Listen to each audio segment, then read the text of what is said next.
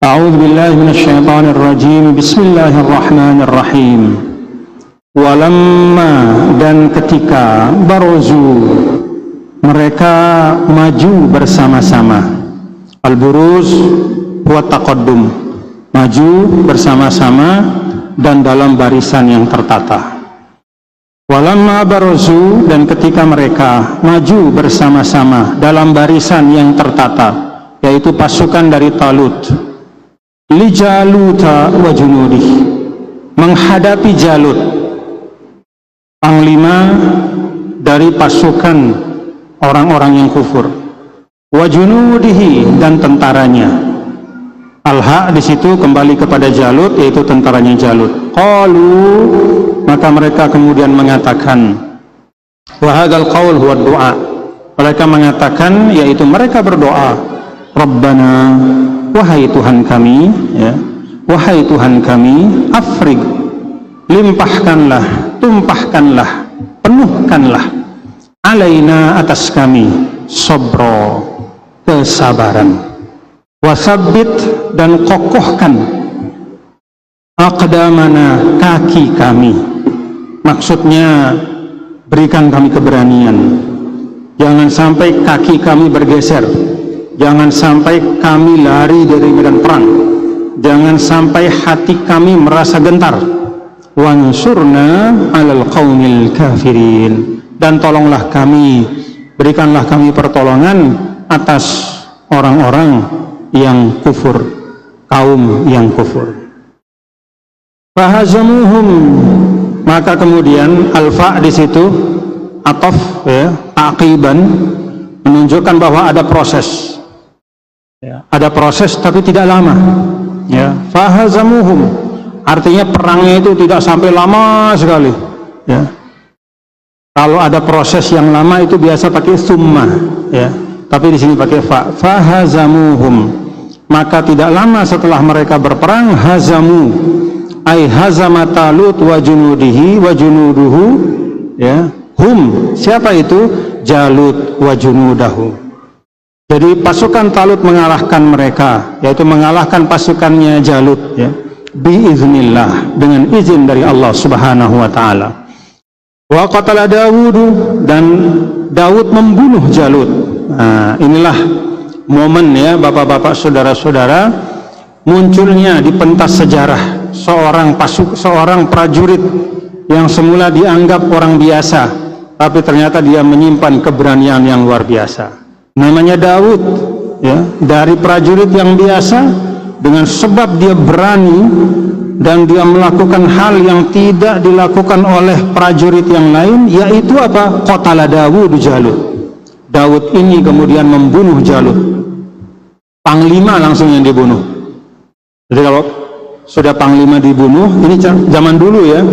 Kalau zaman sekarang mungkin tidak persis sama seperti ini. Kalau zaman sekarang itu, kalau jenderalnya dibunuh, masih ada jenderal-jenderal yang ganti belakangan. Tapi kalau zaman dulu, begitu dijatuhkan jenderalnya, itu langsung down anak buahnya. Ya, seperti orang main catur itu, kalau rajanya sudah jatuh, ya otomatis selesai. Walaupun masih banyak pion-pionnya, walaupun masih ada kudanya, masih ada bentengnya, tapi kalau sudah sekakmat rajanya, sudah selesai. Gitu. Wa qatala Dawud Jaluta, dan Dawud membunuh Jalut, yaitu panglima jenderal dari pasukan yang kufur itu. Wa atahullahul mulka wal hikmata wa 'allamahu mimma yasha, dan kemudian Allah memberikannya, yaitu Dawud alaihissalam, al-mulka, yaitu kekuasaan. Setelah ini beliau akan diangkat menjadi raja. Wal hikmata, dan kebijaksanaan. Wa 'allamahu mimma yasha, dan Allah memberikan kepada Dawud ilmu-ilmu yang Allah mau untuk memberikannya kepada Daud. Walaula dafa'ullahin nasa ba'dahum bi ba'din, dan kalaulah tidak, ya, walaula, kalau bukan karena, ya, daf'ullah itu artinya menolak. Daf'ullah, Allah menolak annas, sebagian manusia, biba'din, dengan sebagian yang lain. Artinya ada dua kelompok yang karena kehendak Allah maka kedua kelompok ini bertempur dan yang satu dimenangkan oleh Allah dan satu dikalahkan, ya, la fasadatil ard, maka akan rusaklah bumi Allah. Artinya apa? Terkadang peperangan itu memang sesuatu yang wajib. Untuk apa? Supaya kebenaran itu menang. Tidak bisa kita membayangkan Islam itu tersebar sampai ke Indonesia dan ke seluruh penjuru dunia kalau tidak ada perang Badar yang memperjumpakan antara Nabi besar Muhammad SAW dengan pasukan Quraisy. Jadi bapak-bapak, saudara-saudara sekalian, kalau memang rukun syaratnya sudah terpenuhi dan keadaannya sudah mengharuskan, maka perang itu bisa jadi wajib. Jadi istilah Islam cinta damai bukan berarti Islam tidak mau berperang kalau memang saatnya berperang. Istilah Indonesia cinta damai bukan berarti Indonesia tidak siap berperang. Indonesia siap dan semangat berperang kalau memang sudah keadaannya menuntut seperti itu. Kenapa? Karena dengan sebab peperangan itu yang hak bisa ditegakkan.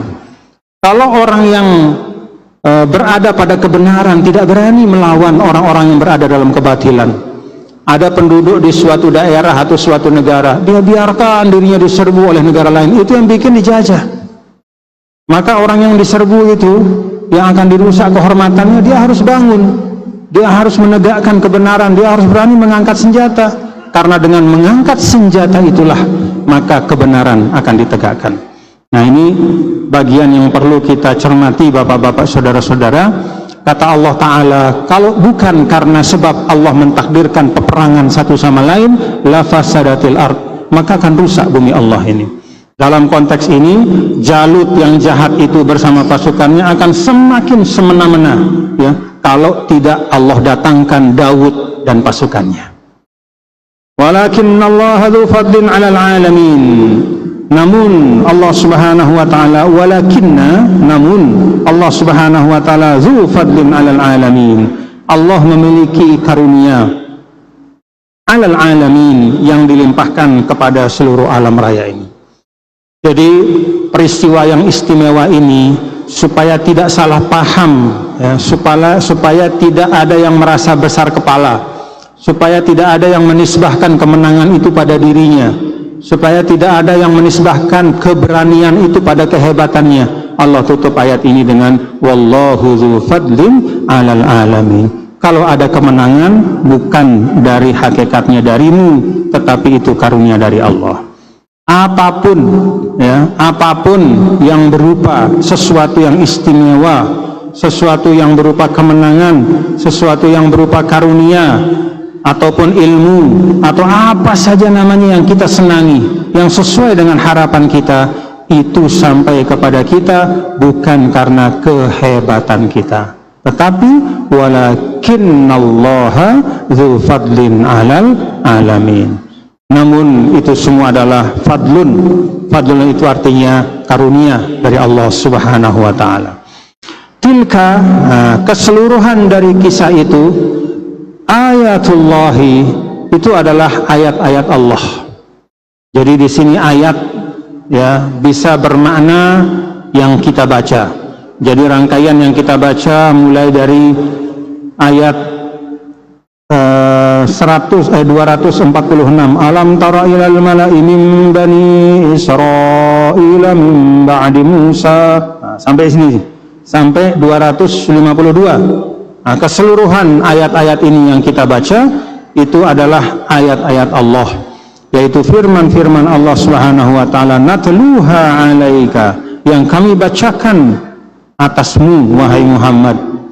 Ya. Kepada Nabi Muhammad dibacakan oleh Jibril dan disampaikan oleh Nabi Muhammad kepada kita semua sampai hari ini. Alhamdulillah.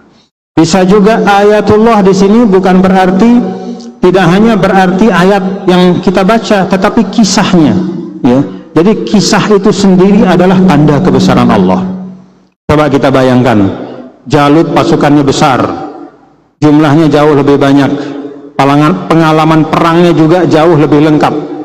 Tiba-tiba ada pasukan kecil dipimpin oleh seorang yang tidak punya pengalaman perang, namanya Talut. Pasukannya itu, prajurit-prajuritnya badannya kecil-kecil, termasuk diantaranya Daud yang badannya kecil, pengalamannya sedikit, jumlahnya tidak banyak, ternyata bisa mengalahkan pasukan yang pengalaman perangnya sudah luar biasa. Itu adalah ayatullah, tanda kekuasaan dan kebesaran Allah. Wa innaka, dan sesungguhnya engkau wahai Muhammad, laminal mursalin, engkau adalah sesungguhnya laminal mursalin, termasuk dari utusan-utusan Allah, termasuk Rasul Allah. Allah subhanahu wa ta'ala alam. Alhamdulillah, jadi bapak-bapak dan saudara-saudara sekalian, dari 246 sampai 252 kita membaca dalam 3 majelis kalau tidak salah ya, kisah tentang Talut melawan Jalut, kemudian munculnya Daud alaihissalam. Nanti Daud ini ada ceritanya lagi ya. Dari Daud itu ada anaknya Sulaiman, dan itu yang akan membangun kerajaan Bani Israel yang luar biasa. Nah, Nabi Daud dan Sulaiman itulah jadi alasan orang Yahudi sekarang di Palestina ya. Jadi mereka berusaha menyamarkan tujuannya, menyamarkan ambisinya. Padahal ambisinya itu mau menguasai, mau merampas tanah orang. Tetapi yang dia sampaikan ke banyak pihak, yang dia utarakan sebagai dalih dan alasan adalah ingin menghidupkan kembali kerajaannya Nabi Daud dan Nabi Sulaiman. Nabi Daud itu kalau bahasa Ibrani itu David. Sulaiman itu Solomon. Ya, jadi kami ini ke Palestina, kata mereka, ingin menghidupkan kembali kerajaan nenek moyang kami, yaitu kerajaannya Daud dan Sulaiman. Memang pada masa Nabi Daud dan Sulaiman itu adalah masa di mana Bani Israel itu mendapatkan kehebatannya, menjalani atau menikmati masa keemasannya ya. Apalagi Nabi Sulaiman ya, setelah Nabi Daud itu Nabi Sulaiman.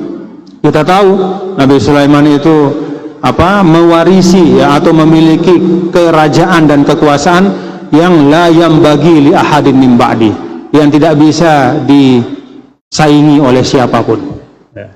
Tapi sekali lagi saya ingatkan, kalau ada yang mengatakan bahwa oh itu orang-orang Zionis masuk ke Palestina, itu ada dasar sejarahnya, yaitu mereka ingin menghidupkan kembali, mengembalikan kejayaan nenek moyangnya, yaitu Nabi Daud dan Nabi Sulaiman, maka itu adalah klaim ya, itu adalah alasan atau dalih untuk membenarkan mereka merampas tanah orang Palestina. Yang namanya merampas itu tetap buruk apapun dalihnya ya. Yang namanya merampok itu tetap jahat apapun alasannya. Yang namanya mencuri itu tetap zolim ya, apapun latar belakangnya.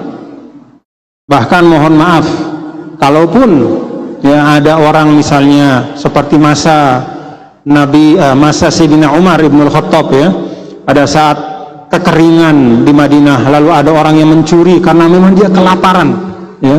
Lalu Sayyidina Umar ibn al-Khattab tidak menegakkan hak kepada orang itu, artinya tangannya tidak dipotong. Kenapa? Karena ada syubhat di situ. Apa syubhatnya? Ittiror, karena darurat.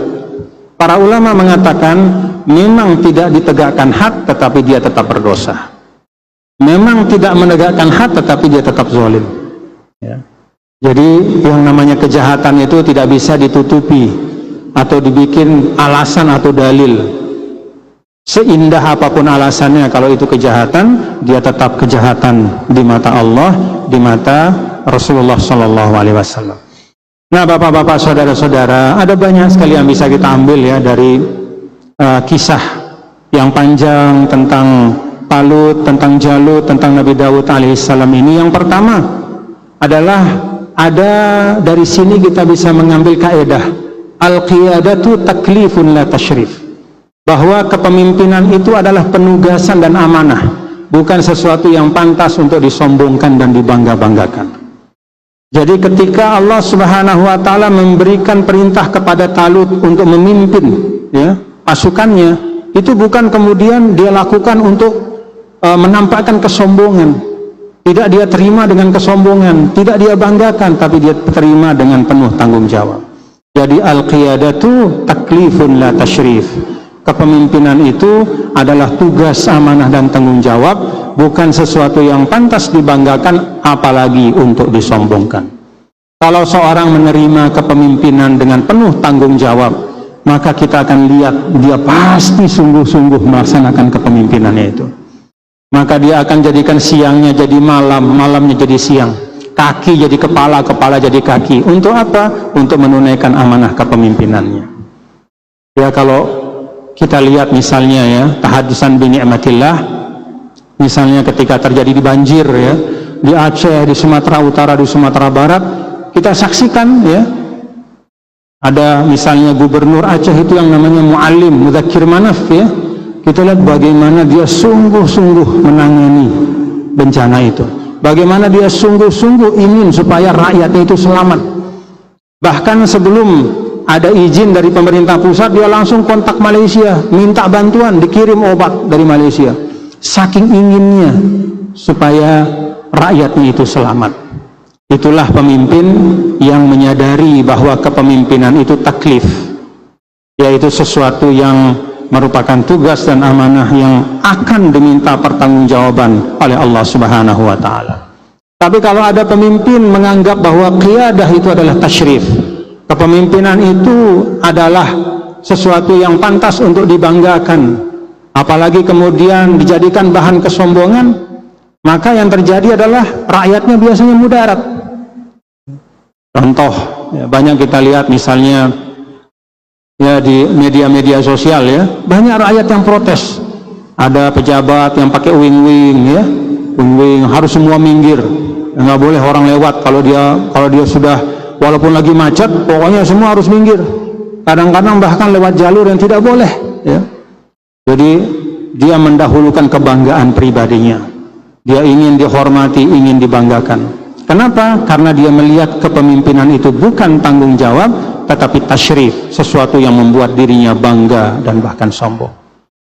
Apalagi kalau nauzubillah min zalik ya, sampai kemudian saking dia menganggap bahwa kepemimpinan itu sudah punyanya dia, maka dia semau-maunya ya.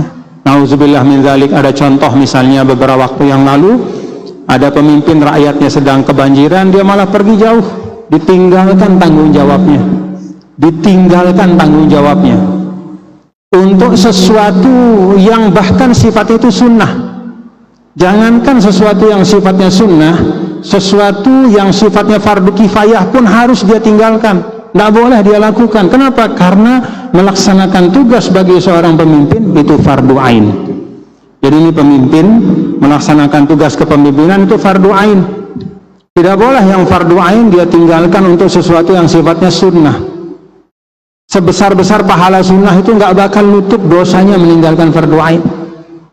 Jadi ini penting ya, kita ambil dari kisah dari Talut Jalut ini, bahwa al-qiyadatu taklifun la tasyrif, bahwa kepemimpinan itu adalah suatu penugasan, suatu amanah, dan bukan sesuatu yang pantas untuk dibangga-banggakan apalagi disombongkan. Kita bisa ambil juga dari kisah Talut dan Jalut ini kaidah man azuma hadafuhu hana alaihil bala. Orang yang cita-citanya tinggi, maka ujian-ujian yang dia hadapi akan dapat dia lewati dengan baik. Orang yang memang memasang cita-cita yang tinggi ya, maka dia akan sanggup melewati ujian-ujian, dia akan sanggup melewati cobaan-cobaan. Orang yang, mohon maaf, orang yang ingin untuk sampai ke seberang pulau, menyeberangi samudra, maka dia akan sanggup. Karena cita-citanya ingin sampai ke seberang sana, dia akan sanggup melewati gelombang air laut dan samudra itu sebesar apapun. Tapi kalau orang yang tidak punya cita-cita, maka hidupnya memang biasa-biasa saja. Kalau kita naik feri ya, dari Lembar ke Padang Bayi, kalau masih nyandar di Lembar, itu feri itu enak sekali, nggak ada goncangannya, karena memang belum lepas masih terikat jangkarnya, talinya masih terikat, jangkarnya masih dilepas. Tapi begitu jangkar diangkat, tali ditarik, kemudian kapal itu berlayar, nah saat itulah mulai terasa gelombang-gelombang yang luar biasa. Tapi kalau memang cita-citanya ingin sampai ke padang bayi, ya semua gelombang itu akan terasa ringan. Nah, kalau kita sebagai masyarakat ya, termasuk di Indonesia, ya kita ini berbangsa ini kan punya cita-cita. Di dalam mencapai cita-cita itu pasti ada pengorbanan, pasti ada perjuangan. Ya. Maka mari kita tempuh bersama-sama. Dan yang menempuh cobaan itu bersama-sama, mulai dari pemimpin sampai semua rakyatnya. Ya. Pemimpin harus merasakan juga penderitaan rakyatnya. Sama-sama senang, sama-sama susah. Ringan sama dijinjing, berat sama dipikul. Kemudian bapak-bapak, saudara-saudara, dari kisah ini juga kita bisa mengambil banyak sekali pelajaran yang terkait dengan kaedah-kaedah hukum, ya, kaedah-kaedah fiqhiyah wa usuliyah. Kalau kita lihat misalnya ketika ketika Talut mau membawa pasukannya lalu menyeberang melewati sungai, pada saat itu Talut mengatakan, siapa saja yang minum air sungai ini berarti dia bukan merupakan prajurit yang istiqomah. Prajurit yang istiqomah yang bersama saya adalah yang sanggup puasa tidak minum air ini. Dikecualikan oleh Talut, illa man ightarafa ghurfatan biyadih. Kecuali kalau memang sangat haus, maka kemudian dia ciduk air itu dengan tangannya, hanya seperti itu, ya, tidak ditumpuk di dalam ember besar, tapi hanya untuk menghilangkan dahaganya, hanya untuk melepaskan dahaganya, ya, supaya dia tetap sehat, maka boleh dia minum air dari sungai itu. Nah, dari kaedah ini, ya, dari peristiwa ini, itu ada kaedah yang sangat terkenal di dalam hukum Islam, ya. Kaedah itu bunyinya al-masyaqqah tajlibut taisir. Sesuatu yang berat itu akan membawa kemudahan. Al-amru idza dhaqa ittasa'ah. Kalau ada sesuatu yang sulit, maka akan terjadi kemudahan. Kalau ada sesuatu yang sempit, maka pasti akan dilapangkan. Apa contohnya? Nah, misalnya kalau dalam bab ibadah, ya, kalau kita tidak menemukan air, ya, air tidak ada, maka kita boleh mengambil debu untuk tayamum. Itu termasuk al-amru idza dhaqa ittasa'ah atau al-masyaqqah tajlibut taisir. Atau air itu ada tapi tidak cukup untuk kita gunakan wudhu. Contoh, ada air tapi kita sudah sangat kehausan, maka air ini kita gunakan untuk minum, bukan kita gunakan untuk wudhu. Karena gantinya minum itu nggak ada, sedangkan gantinya wudhu itu ada, tayamum. Jadi jangan kemudian mau sok, pokoknya saya ambil yang paling ideal, lalu air yang hanya segitu-segitunya, ya, padahal dia sudah haus, sudah setengah mati, kelelahan, dan dia harus perlu air, nggak ada air lagi yang lain, dia sendirian, nggak ada yang bantu dia, tidak ada yang memberikan hadiah air, atau ada orang punya air tapi harus membeli sedangkan dia tidak punya uang, maka air yang ada yang dia miliki itu tidak boleh dia gunakan untuk berwudu, harus dia gunakan untuk minum. Kenapa? Hifzun nafsi, memelihara nyawanya. Jadi kalau urusan memelihara nyawa, ya, yang sempit itu dilapangkan, yang sulit dimudahkan. Kalau misalnya dia gunakan untuk wudhu, kemudian dia meninggal, apa hukumnya orang itu? Dosa dia, asima. Kenapa? Karena dia menggunakan air itu bukan untuk sesuatu yang paling utama untuk dirinya. Harusnya untuk minum, tapi dia gunakan untuk wudhu. Kalau air nggak bisa diganti dengan meminum tanah, tapi kalau bersuci, ya, berwudhu, itu bisa diganti dengan tayamum. Itu contoh dalam ibadah. Ya, termasuk juga kalau ada orang sedang sakit dan tidak bisa berdiri, maka dia sholat duduk. Nah, itu termasuk, ya, kaedah al-masyaqqah tajlibut taisir. Termasuk juga apa misalnya? ya kalau bulan puasa orang lagi musafir berat, maka dia boleh tidak puasa, dia ganti nanti di hari yang lain. Fa'iddatum min ayyamin ukhra. Itu contoh di dalam bab ibadah. Ada juga dalam bab muamalah. Apa coba contohnya dalam bab muamalah? Kesulitan membawa kemudahan, kesempitan membawa kelapangan. Apa contohnya?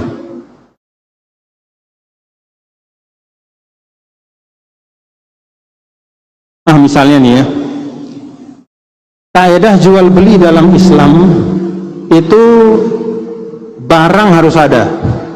Tidak boleh kita memperjualbelikan barang yang tidak ada. Jadi barang itu ada, ainuhu maujud. Saya mau beli air segelas, ada nih airnya segelas. Maka saya ijab kabul.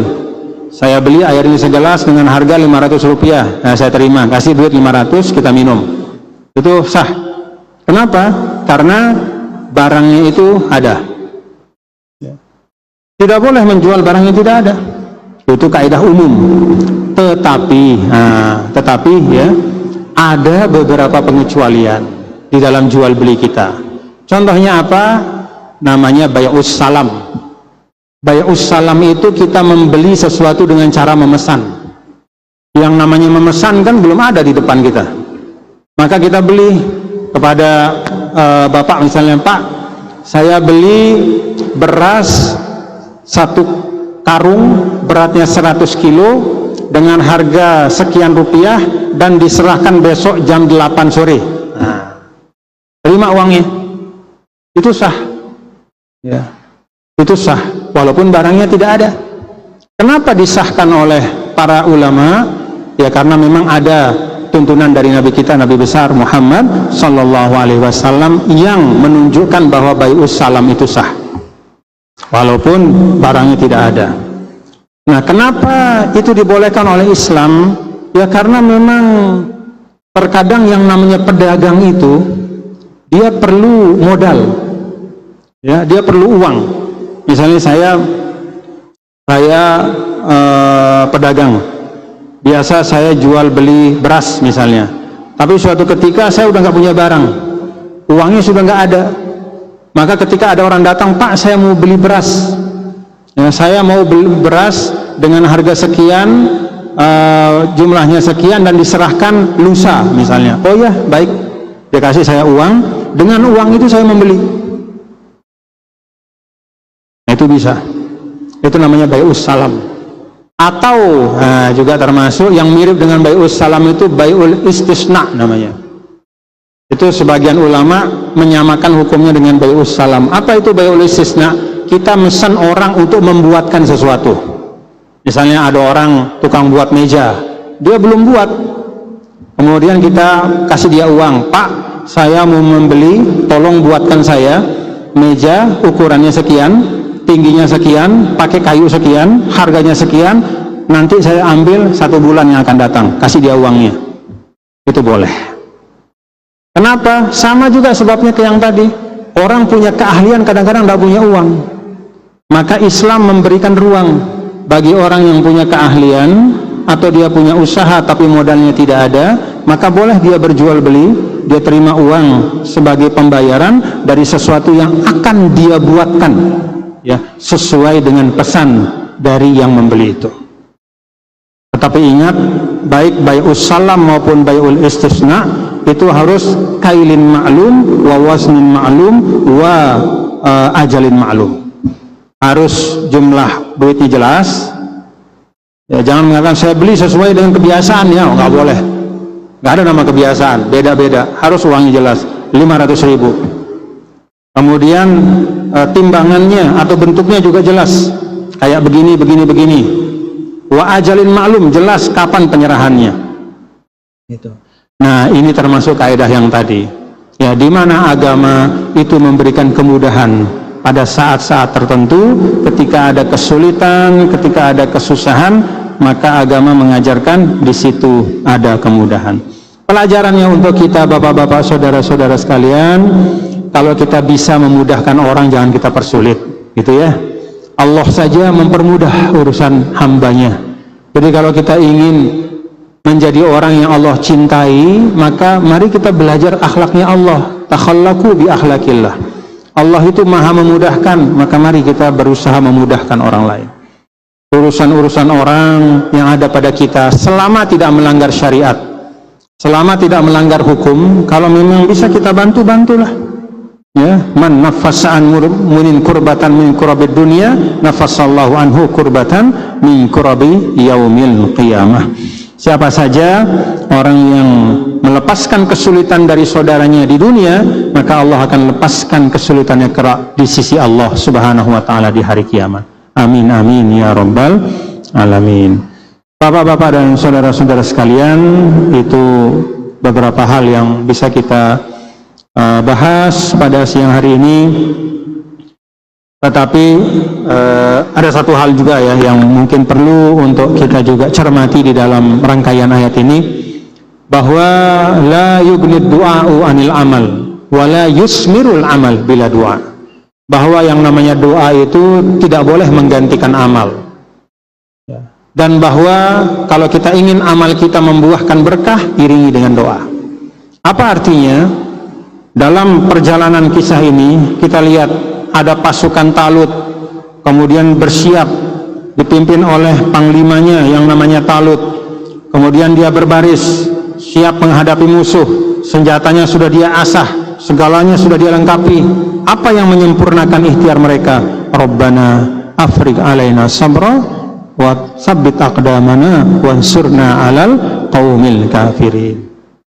Disempurnakan dengan doa.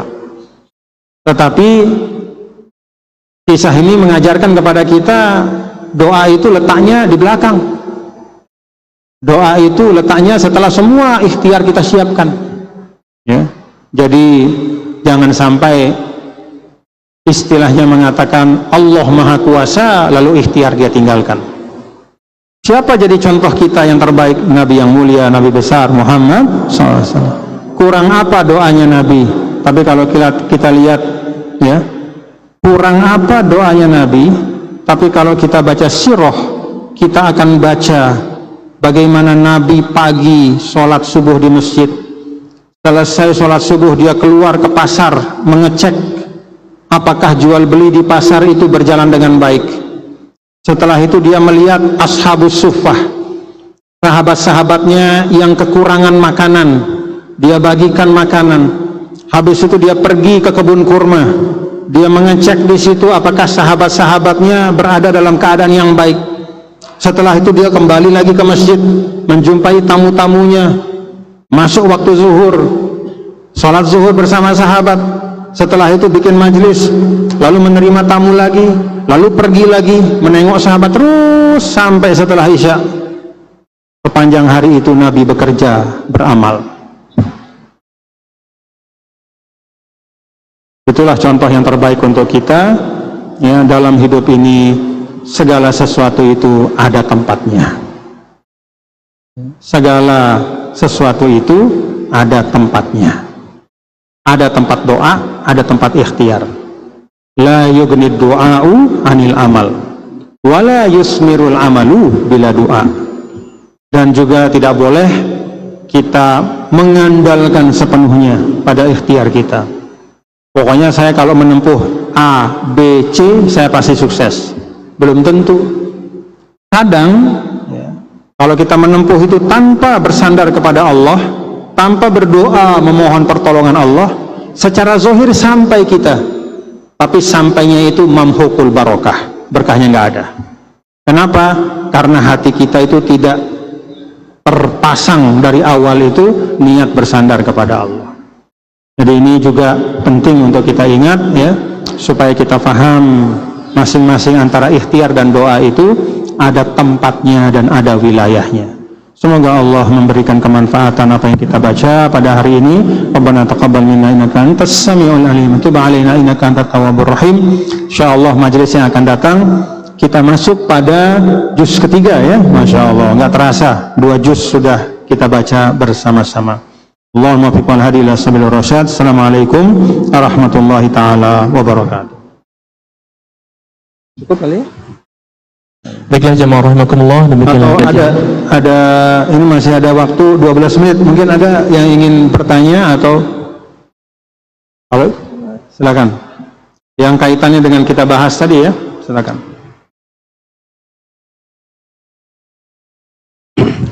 Ya, Assalamualaikum warahmatullahi wabarakatuh. Waalaikumsalam warahmatullahi wabarakatuh. Saya bertanya sedikit terkait dengan Talut dan Jalut.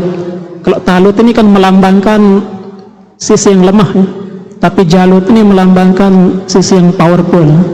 Kalau kita kaitkan dengan konteks sekarang, konteks negara, kita lihat negara-negara barat ini memiliki alutsista yang sangat powerful. Mereka memiliki nuklir, mereka memiliki sistem pertahanan yang kuat, udara yang kuat. Sementara kita contoh di Indonesia, sistem pertahanan kita, alutsista kita sangat lemah. Dan jika memang seandainya negara-negara barat ini yang memiliki alutsista yang sangat powerful ini menyerang kita atau berperang dengan Indonesia, apakah ini sama dengan bunuh diri atau apakah kita tetap melawan ini? Gimana Pak Tan Guru? Terima kasih. Assalamualaikum warahmatullahi wabarakatuh. Waalaikumsalam warahmatullahi wabarakatuh. Ya, jangankan sekarang kita sudah punya senjata ya Pak ya, dulu aja masih bambu runcing kita lawan kok ya. Jadi kita wajib melawan ya. Karena apa? Karena itulah perintah dari agama kita. Man qutila duna malihi fahuwa syahid. Man qutila duna irdihi fahuwa syahid. Siapa yang terbunuh mempertahankan harta bendanya, hak miliknya, termasuk tanah yang dia tinggali itu. Wa man qutila duna irdihi, yang menjaga kehormatannya, termasuk kita sebagai bangsa ini punya kehormatan. Kalaupun kita terbunuh, kita mati syahid.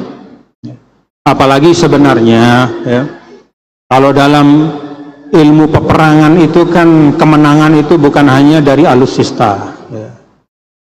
Kalau ada negara yang sampai berani menyerang Indonesia hari ini, itu betul-betul negara yang nggak ada kerjaan ya. Karena nggak mungkin menang. Bagaimana menang lawan Indonesia? Indonesia ini rakyatnya terpisah-pisah di pulau yang banyak sekali ya. Kalau mau menyerang Indonesia harus mengerahkan pasukan yang banyak sekali, dan itu bukan sesuatu yang gampang. Dulu kenapa perang dunia terjadi di Eropa, perang dunia pertama, perang dunia kedua? Karena nggak ada laut, mereka satu daratan, jadi tinggal jalan kaki gitu, atau naik kendaraan perang, itu sudah bisa nyerbu ke temannya, ke musuhnya. Tapi kalau ke Indonesia, dia harus nyebrang, nanti mendaratnya di Sumatera, ketemu orang Aceh, galak-galak orang Aceh, ketemu di Lombok, ketemu kita, kita lawan juga. Jadi susah ya, jadi tidak gampang ya. Maka dulu pun kita sempat dijajah oleh Belanda itu bukan karena Belanda itu mengerahkan pasukan yang banyak, tapi karena farik tasud. Apa itu farik tasud? Pecah belah maka engkau bisa kuasai. Maka ketika Belanda itu mendarat, dia bukan bawa ribu-ribuan pasukan, dia bawa kapal kecil isinya 50-60 orang, tapi ada meriamnya, kemudian mungkin bawa emas. Siapa yang dia temui pertama? Raja yang berkuasa di situ. Maka diajaklah raja itu untuk bekerja sama, tunduk kepada Belanda. Begitu raja itu tunduk kepada Belanda, biasanya karena hubungan ekonomi. Misalnya Belanda mengatakan, Belanda sebagai negara itu tidak pernah datang ke Indonesia. Yang datang itu namanya VOC. VOC itu perusahaan ya. VOC itu perusahaan besar yang perusahaannya di Belanda, yang kerjanya cari untung, dan dia membawa pasukan. Jadi Belanda sebagai negara ya, bukan pasukan negaranya itu yang turun, tapi VOC, perusahaan. Karena itu pendekatannya selalu ekonomi. Maka dibujuklah raja-raja, kan banyak raja-raja kita nih, mana-mana. Ada yang mau, ada yang enggak. Maka salah satu dari bagian Indonesia yang paling sebentar dijajah itu namanya Aceh. Kenapa? Karena rajanya ngelawan terus. Tidak pernah benar-benar bisa dijajah Aceh itu kecuali sampai abad ke-20. Ada bagian kita yang dijajah mulai dari abad ke-18, ke-17. Makanya kita ngitung 350 tahun. Itu tidak benar sebenarnya. Itu harusnya hilang dari buku sejarah kita, karena tidak benar Indonesia itu dijajah 350 tahun. Faktanya apa? Ada bagian-bagian Indonesia yang tidak pernah bisa dijajah dan ditundukkan kecuali di ujung-ujung abad ke-19, awal abad ke-20. Hanya belasan tahun dia menguasai, seperti di Aceh dan di beberapa tempat.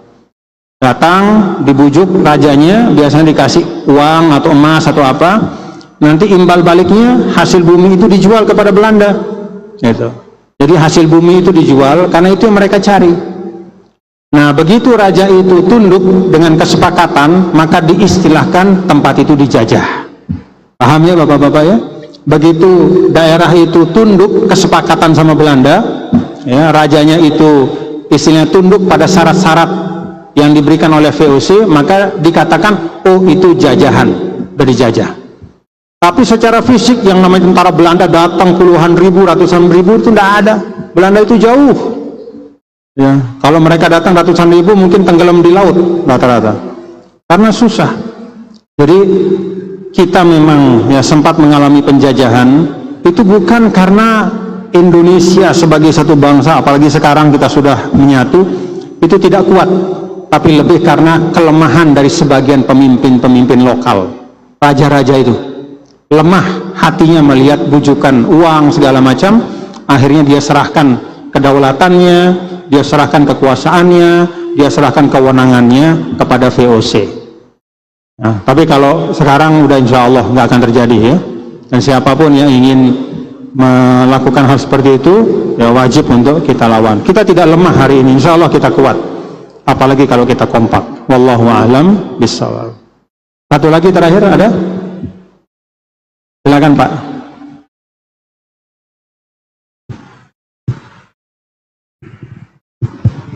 Assalamualaikum warahmatullahi wabarakatuh. Waalaikumsalam warahmatullahi Izin wabarakatuh. Tuan Guru, menyambung dari penanya pertama tadi terkait kisah Talut dan Jalut ya. Kalau dibawa ke konteks sekarang terkait dengan perang Israel-Palestina, yang dimaksud Talut ataupun Jalut itu siapa? Apakah Talut itu Israel, kemudian Jalutnya Palestina, atau sebaliknya? Kalau misalkan benar bahwa Israel itu anak cucunya ataupun nenek moyangnya adalah Daud ya, Nabi Daud dan Nabi Sulaiman, apakah Israel sekarang ini melaksanakan apa yang disampaikan di surat Al-Baqarah tadi, ayat 246 sampai 248 ya, 252. Itu yang pertama Tuan Guru. Yang kedua terkait dengan transaksi jual beli, tadi sempat disinggung oleh Tuan Guru terkait dengan objek yang ditransaksikan, bahwa transaksi jual beli itu akan sah apabila ada objeknya. Bagaimana dengan perdagangan saham Tuan Guru? Saham kita tidak pernah lihat barangnya Tuan Guru, kemudian harganya pun setiap hari ada fluktuasi. Ini hukumnya bagaimana Tuan Guru? Terima kasih. Assalamualaikum warahmatullahi wabarakatuh. Waalaikumsalam warahmatullahi wabarakatuh. Sebenarnya secara iktibari dia ada ya, memang saham itu termasuk dari at-ta'amulatul hadisah ya, jadi bentuk transaksi baru yang belum ada zaman dulu pada masa ulama.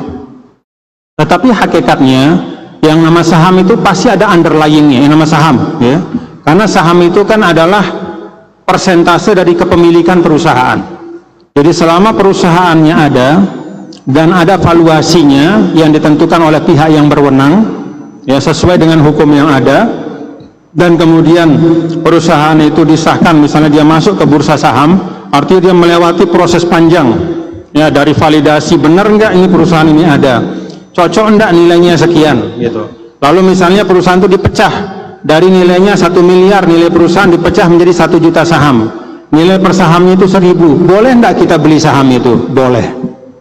Kenapa? Walaupun dia tidak berupa ain yang bisa kasat mata, tetapi dia muqayyam wa muqawwam ya, dia senilai itu ya, dia senilai itu dan bisa diperjualbelikan, ada nilainya yang memang sudah diakui ya. Bukan hanya saham sebenarnya ya, tetapi perusahaan secara keseluruhan. Misalnya ada perusahaan A hari ini di Mataram misalnya, jual perusahaan, saya menjual perusahaan misalnya perusahaan periklanan ya, maka yang dijadikan sebagai harga itu bukan hanya gedungnya yang terlihat ya, bukan hanya mesinnya yang terlihat, tetapi juga ada perizinannya Orang perizinan untuk perusahaan atau merek itu juga punya harga, ya. Itu juga punya harga dan diakui itu, ya. Karena yuqawamu, dia bisa diperjualbelikan, gitu.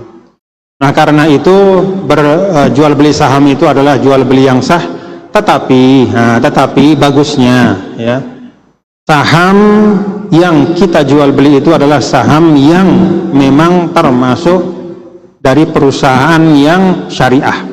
Artinya ada indeks syariah, ya, bahwa bisa perusahaan A, B, C, D, E ini masuk kategori indeks syariah. Nah, kita cari apa saham yang kita inginkan. Kalau ada perusahaan yang, mohon maaf, lapangan usahanya itulah memperjualbelikan alkohol misalnya, nggak usah, ya. Berarti memang perusahaannya ada harganya, tapi jual belinya adalah jual beli barang yang haram, ya. Jadi bukan berarti di sini adalah dia tidak punya harga, dia punya harga, tetapi itu adalah sesuatu yang haram. Ya sama saja, mohon maaf, jual beli bab 1 misalnya, ya bab 1 itu sebagai seekor hewan dia punya harga, tapi karena dia haram, ya maka kita tidak boleh memperjualbelikannya. Wallahu a'lam bishawab. Kalau tentang Palestina tadi, sebenarnya semua ahli yang objektif, ya, itu semua sepakat, ya, bahwa klaim Israel itu, orang Zionis itu adalah klaim yang dicari-cari, ya. Kenapa? Karena wasyahida syahidun min ahliha, karena banyak sekali kelompok Yahudi yang bukan Zionis itu yang membantah, dan mereka menolak Israel itu. Mereka mengatakan bahwa tanah yang dijanjikan itu maknanya majazi, yaitu tanah yang bisa menampung kita dan kita hidup dengan tenang di dalamnya.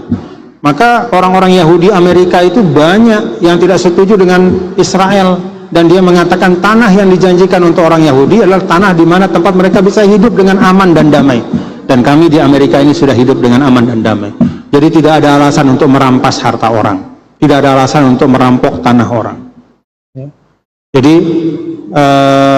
klaimnya orang Yahudi itu tidak benar, dan, ya, perlu juga kita ingat bahwa sebenarnya keberadaan Yahudi di Palestina itu dari dulu sekali, sejak ratusan bahkan ribuan tahun, itu memang tidak pernah putus, tetap ada di situ sebagai bagian dari masyarakat Palestina. Jadi kalau kita pergi ke Kudus, ya, Al-Aqsa, Kudus, kota Yerusalem itu Yerusalem yang asli, itu kota tua. Di situ ada bagian umat Islam, ada bagian umat Yahudi, ada bagian dari umat Kristen, Ortodok, Armenia. Ini beda-beda agama tapi hidupnya damai. Tidak pernah ada masalah di Palestina itu dari dulu. Agama tidak pernah jadi masalah.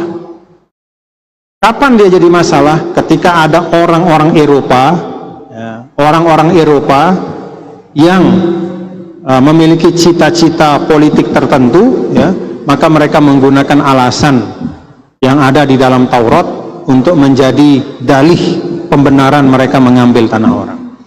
Kalau kita di dalam Al-Quran, ya, ada ayat memang, ya, udkhulul ardol muqaddasatallati kataballahu lakum wala tartaddu ala adbarikum fatanqalibu khasirin. Wahai Musa dan Harun, bawalah orang-orang Bani Israel itu masuk kepada tanah yang telah ditetapkan untuk kalian, dan jangan kalian lari dari itu, jangan kalian berpaling, jangan kalian kabur, pergi ke tanah itu dan tempati tanah itu. Para ulama semua sepakat bahwa perintah ini memang ada, tapi perintah ini terkait dengan waktu tertentu dan umat tertentu. Jadi sudah terjadi pada masa Nabi Musa, pada masa Nabi Harun, ya. Wahai Musa, wahai Harun, masuklah ke tanah yang dijanjikan itu, ya, dan jangan kalian lari, karena di tanah itu dulu ada orang-orang yang kuat, pasukan-pasukan yang kuat. Maka banyak yang nggak berani. Allah katakan datang ke situ, tinggali tempat itu. Orang-orang Zionis mengatakan, tuh buktinya dalam Al-Quran ada ayat yang menunjukkan bahwa Palestina itu tanah yang dijanjikan. Itu adalah pemutarbalikan fakta. Kenapa? Karena semua ulama sepakat mengatakan bahwa perintah itu terjadi, sudah dilaksanakan oleh Nabi Musa alaihissalam bersama dengan Nabi Harun. Kalau perintah sudah dilaksanakan, selesai. Tidak bisa beralasan dengan sesuatu yang pernah terjadi, perintah yang sudah tuntas, lalu terus kemudian dijadikan klaim untuk kemudian terus-menerus melakukan kezoliman, ya, mengambil harta, mengambil tanah, dan bahkan membunuh orang yang tidak berdosa. Wallahu a'lam bishawab. Terima kasih. Kita baca Fatihah untuk saudara-saudara kita yang ada di Sumatera. Mudah-mudahan Allah Ta'ala itu semua korban Allah Ta'ala rahmati. Untuk yang masih hidup Allah berikan kesabaran, Allah memberikan penghiburan, dan kalau ada di antara kita bisa membantu, mari kita bantu dengan yang mampu. Ala hadini al-Fatihah. Bismillahirrahmanirrahim.